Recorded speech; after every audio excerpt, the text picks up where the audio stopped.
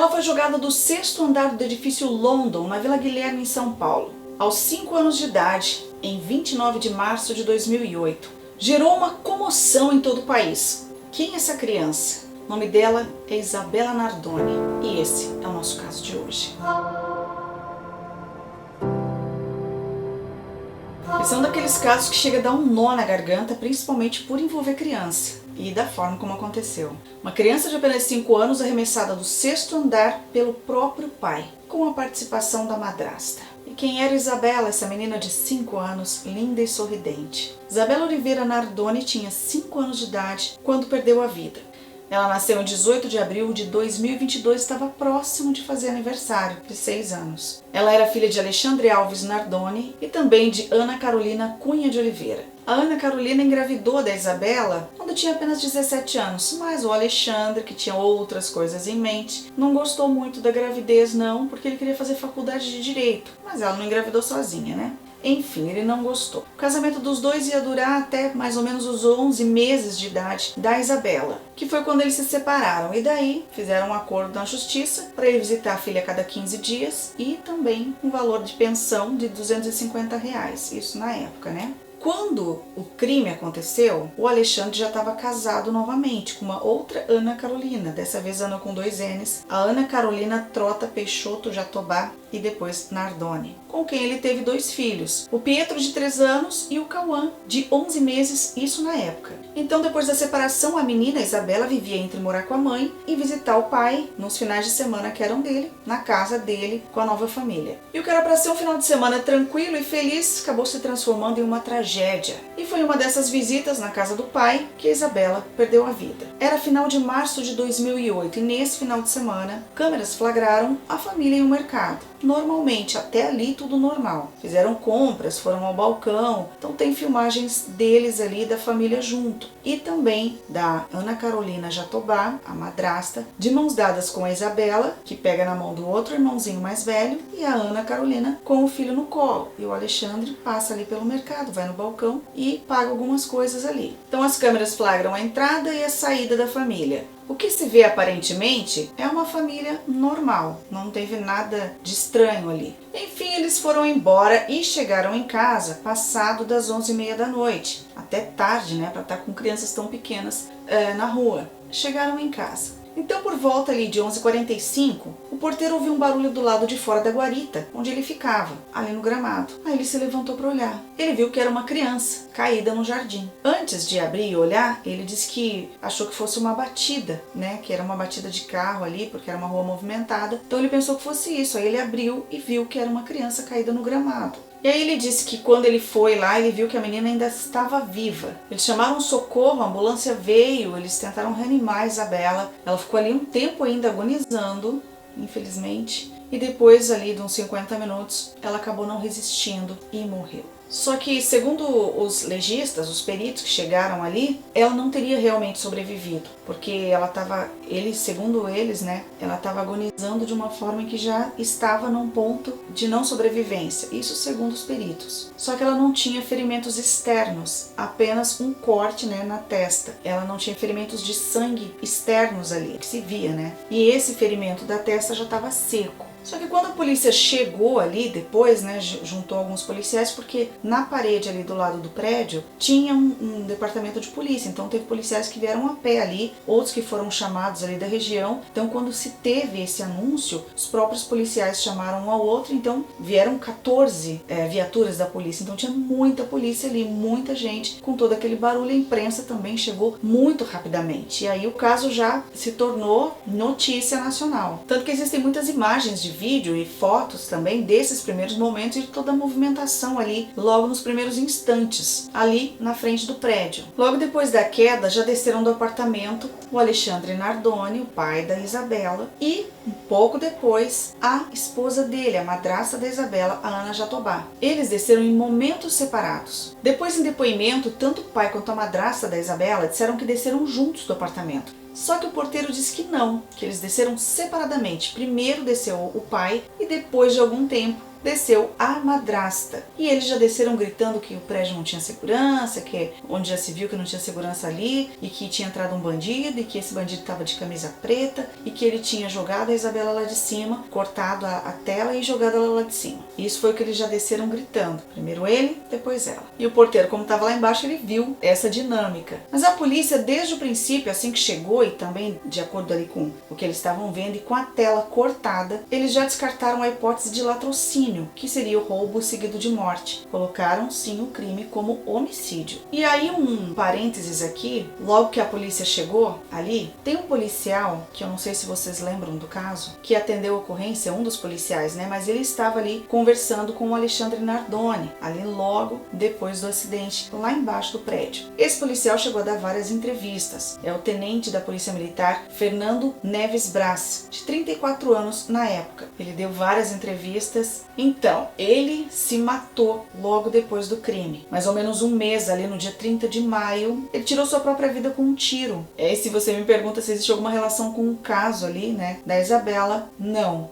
existe. Ele tirou a própria vida porque o nome dele foi descoberto numa rede de pedofilia. Isso mesmo. Ele foi descoberto como um dos 600 clientes de um agenciador que coordenava encontros entre pedófilos e crianças. É isso mesmo. E o nome desse tenente da Polícia Militar que atendeu o caso da Isabela Nardoni estava nessa lista. E ele se matou enquanto a polícia estava fazendo busca e apreensão dentro do apartamento dele. Ele se trancou no banheiro e tirou a própria vida. E o tenente era o comandante da força tática da área ali. Ele foi até investigado também depois se tinha algum envolvimento ali com o caso da Isabela, mas a polícia viu que não, porque ele estava em outra ocorrência, em outro local, no mesmo horário, com outros 3 policiais. Então não teve relação com o caso da Isabela. Complicadíssimo, né? Mas ele acabou tirando então a sua própria vida porque ele seria preso e seria condenado e ele não queria enfrentar tudo isso. Bom, então existe uma cronologia ali das ligações desse momento ali entre o corpo da Isabela e também a hora que a polícia chega. Às 23h49, o morador do condomínio liga para a emergência para avisar que tinha uma criança caída no jardim do prédio. Era o senhor Antônio Lúcio Teixeira.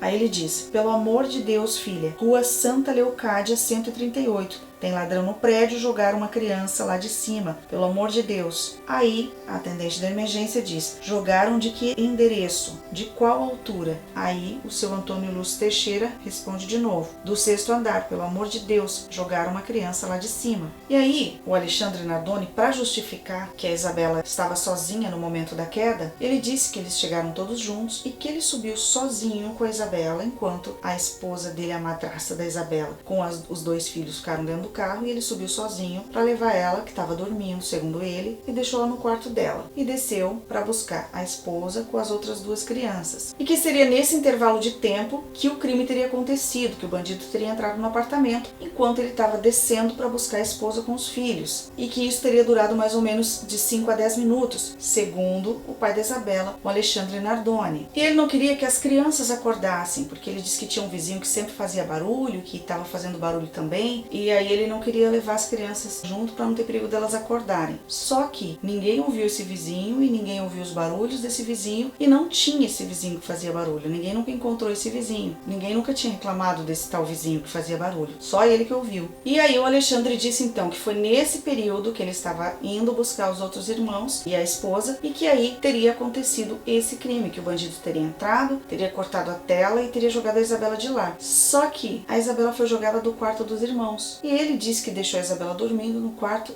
dela. Quanto trabalho teve esse bandido, né? Enfim, essa história ficou bem mal contada, tanto que ninguém acreditou. E não fazia também o menor sentido. Isso não foi parar nos laudos técnicos da polícia, mas alguns peritos comentaram que talvez o pai que jogou a criança lá, realmente, o Alexandre Nardoni, ele tenha tido um resquício de humanidade ao não jogar a Isabela do quarto dela, porque lá era concreto. E a queda poderia ter sido mais feia. E aí ele teria então levado até o quarto dos irmãos, onde era um gramado. E o gramado estava com 10 centímetros, a grama estava nova, estava fofa, tarefa, então isso amorteceria a queda dela. Então essa seria mais ou menos uma explicação ou uma forma de entender porque ele não teria jogado direto do quarto onde ela estava e sim do quarto dos irmãos. E segundo informações também, os delegados do caso, assim que chegaram, eles viram a Isabela caída, eles chegaram a chorar. E aí dias depois a investigação constatou que havia manchas de sangue no carro, na entrada do apartamento, no quarto de Isabela. Havia também manchas de sangue nas roupas do Alexandre Nardoni, que ele disse que foi no momento que ele se encostou nela, quando ela estava caída no gramado, depois de ter sido jogada pelo bandido. Então a polícia encontrou todas essas manchas da menina ali. Inclusive, a polícia encontrou também manchas de sangue em uma fralda de criança, que era do bebezinho. Desde o começo a polícia já descartou acidente e já tratou o caso como homicídio. Alguns fatos chamaram bastante atenção aí da polícia durante essa investigação. Assim que chegaram no apartamento, eles se depararam com ele todo bagunçado e sujo, e muito sujo. Segundo informações, tinha fraldas de crianças espalhadas pela casa, fraldas sujas por toda a casa, roupa jogada, tudo bagunçado, sujeira, e era sujeira de dias, não era sujeira do dia só, que ficou ali fora do lugar, bagunça e tal. Eles disseram que era sujeira,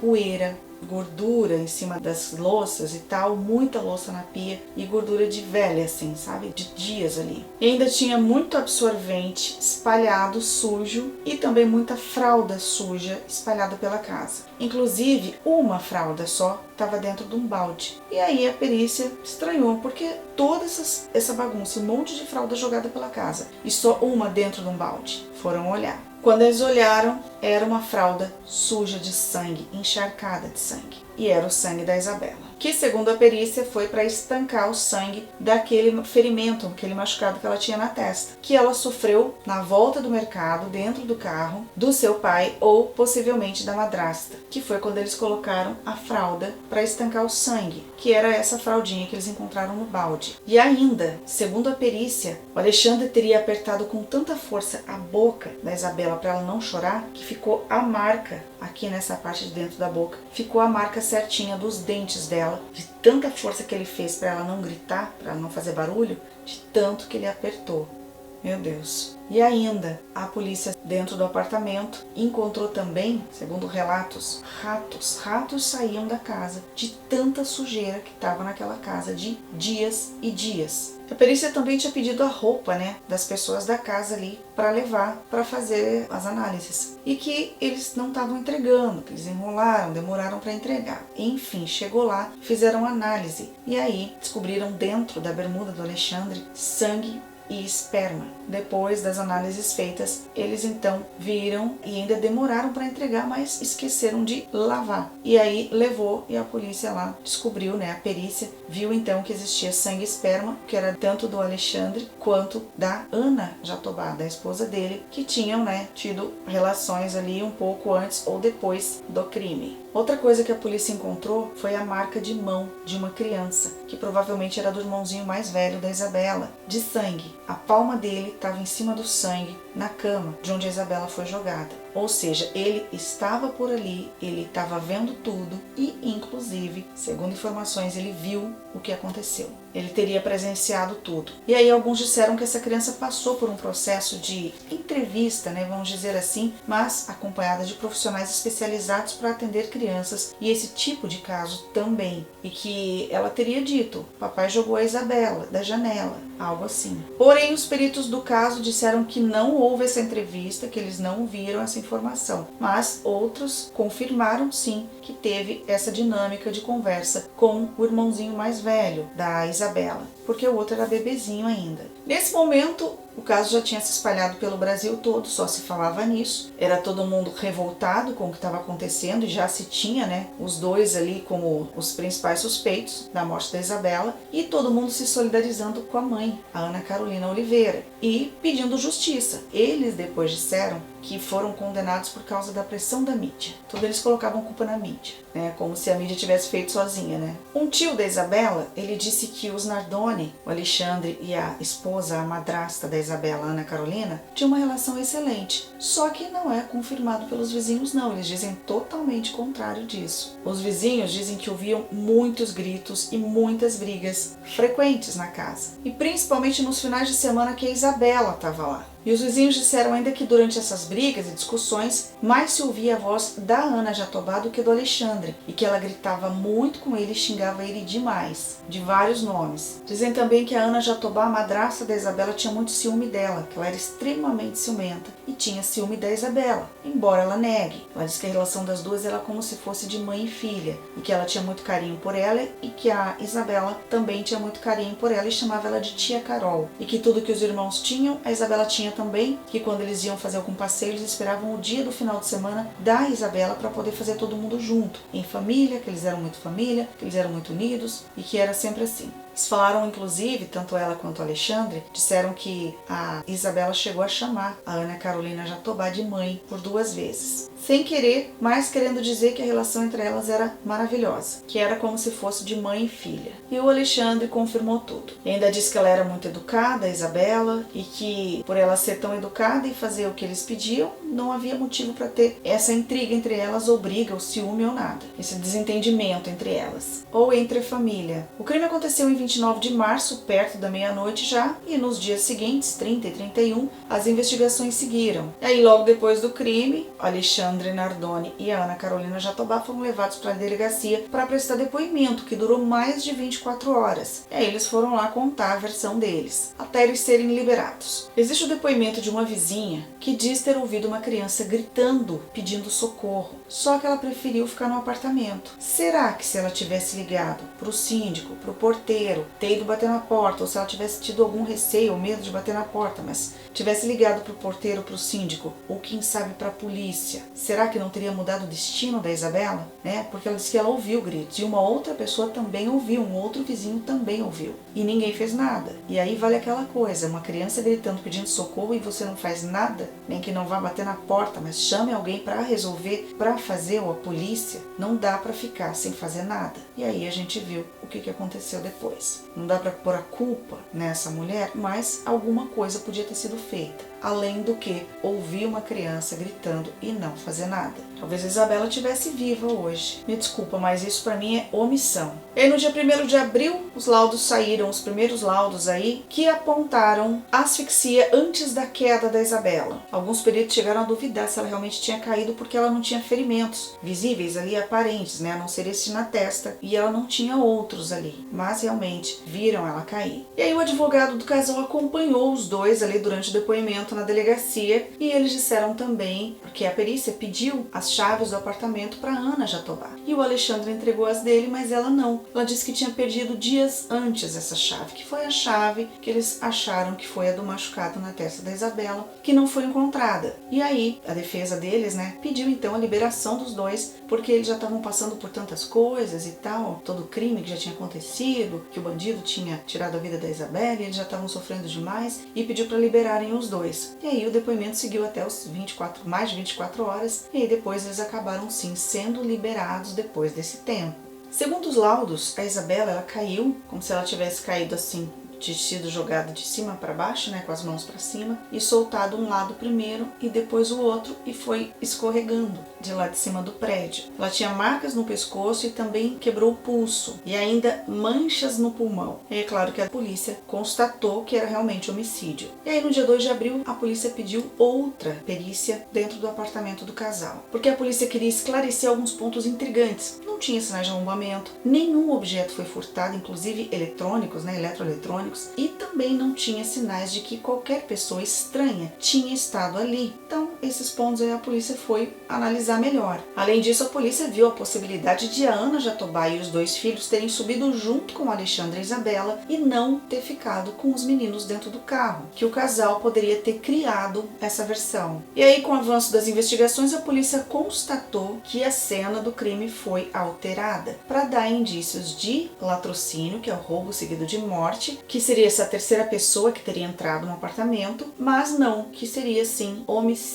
presídio e a cena então teria sido alterada pelo casal, que foi quando eles tentaram também remover as manchas de sangue, mas, segundo a perícia, felizmente eles conseguiram, apesar dessa tentativa, eles conseguiram descobrir então essas manchas de sangue nesses locais, né? No quarto da Isabela, na entrada e também dentro do carro, né? A perícia descobriu tudo. Até o pai do Alexandre Nardoni e a irmã dele foram envolvidos nessa investigação, como também sendo as pessoas que teriam tentado remover essas manchas de sangue, embora eles tenham negado, que é o advogado tributarista, o Antônio Nardoni, e a irmã do Alexandre, a Cristiane Nardoni. E o pai dele também, inclusive, foi investigado como tendo participação no crime da Isabela. Além desta parte aí de ter limpado as provas, né, as manchas de sangue, ele também ter mandado a Ana Carolina Jatobá, que teria ligado para ele. Ela teria ligado primeiro para o pai dela e depois para o pai do Alexandre, para o sogro, e teria dito o que aconteceu, né, para os dois. Só que o Antônio Nardoni, o pai do Alexandre, teria dito para eles, né, quando ela contou que a Isabela tinha morrido e tal, porque a princípio eles pensaram que ela tivesse morrido, por isso que jogaram lá de cima. E aí quando ela contou para o pai do Alexandre, ele teria dito para eles forjarem um latrocínio, né, que alguém tivesse entrado ali e tivesse matado a Isabela e jogar ela lá de cima, e depois dizer que tinha sido outra pessoa, que foi realmente o que eles fizeram.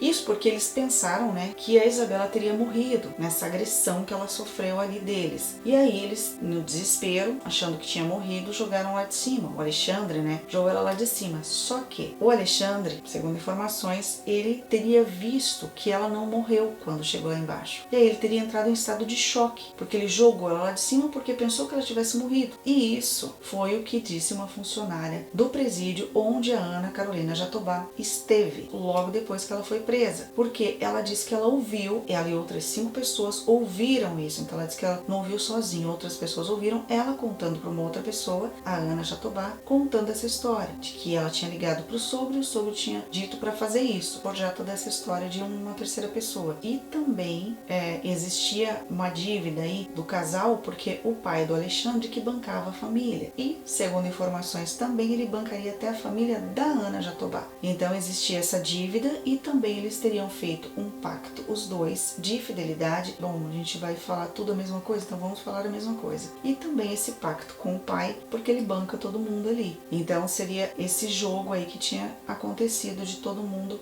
se unir nesse pacto de não contar nada. Contar somente a versão criada ali para essa situação e nunca desmentir. Tanto que até hoje eles não desmentem essa história. Eles alegam inocência. Só que tanto a Ana Carolina Jatobá quanto o Alexandre e o pai do Alexandre Nardoni negaram essas informações. E também existe o fato de que, pelo Alexandre ter pego ela do quarto, como ele disse que tinha deixado no quarto dela, e ter ido para outro quarto, ele teria então, depois a perícia constatou, as marcas na camiseta dele, na roupa dele, da grade. Aí eles fizeram um exame com o modelo com o corpo igual ao do Alexandre, e jogando a criança e se encostando na grade, porque ele disse que estava com um bebezinho e só olhou pela grade. Só que daí a perícia, na hora de fazer os laudos, eles viram que a marca estava dos dois lados, ou seja, ele que jogou, aí tinha a marca do lado de dentro do braço, tinha a marca do pé dele em cima da cama, que ela pediu todos os sapatos dele e foi constatado exatamente o sapato que ele estava usando, que na realidade era um chinelo, né, tipo Havaianas, mas era uma camiseta, uma bermuda e esse chinelo. Então todas as marcas de onde ele esteve e do dia estavam lá. Ela disse até que se tivessem olhado na hora o rosto dele, provavelmente as marcas da grade de proteção do quarto de onde a Isabela foi jogada, dos meninos, estaria lá no rosto dele, era só ver. E tem um momento também, parece que ele desce assim com a mão no rosto, então parece que ele tá querendo esconder alguma coisa, e no momento ali da pressa, ninguém se lembrou de pedir, né? Porque sempre que acontece um crime, a família, quem tá mais próximo da vítima, são os principais suspeitos, e a polícia deu até uma bobeirinha de não ver tudo isso naquele momento e já pegar todo mundo, já analisar todo mundo, analisar a roupa, porque ele tinha machucado nas mãos também da grade, da tesoura, porque ele cortou. Eles não encontraram até digitais, porque elas ficam borradas, né, segundo as informações da perícia. Mas tinha sim a marca da tesoura, da grade nele, que ele tinha cortado a mão, tinha sangue também. Então assim, ainda que encontraram depois, né, as provas todas, mas naquele momento ali era muito mais claro e óbvio de se verificar, né, a responsabilidade tanto do pai quanto da madrasta da Isabela. E aí as investigações foram seguindo aí mais ou menos por 2 anos. Eles já tinham sido presos, eles foram presos, liberados, depois foram presos de novo, até que em 2010 o pai da Isabela, o Alexandre Nardoni, foi condenado a 31 anos e 1 mês de prisão, enquanto a madrasta de Isabela, Ana Carolina Jatobá, recebeu 28 anos e 11 meses de prisão. O julgamento parou o Brasil, com a comoção do país inteiro pedindo justiça pela Isabela,